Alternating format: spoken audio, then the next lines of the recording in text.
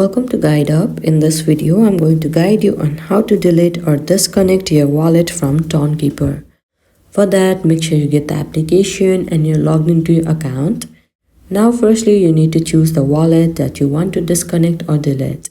For that, you need to tap on wallet option at the top. And here you can find all of the wallet account that you have. Currently, I don't have any. But if you have any, then you can select the one that you want to disconnect.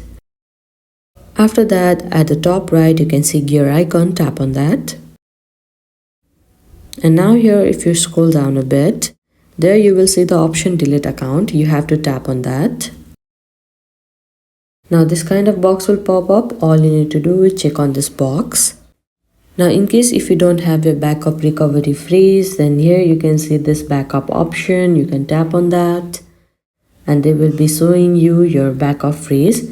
And you can copy it somewhere or store them in a safe place. If you know your recovery phrase, you can simply check on this box and tap on delete wallet data. Now you can see that your account has been deleted. But if you enter the recovery phrase once again, then you can get your Tonkeeper account back.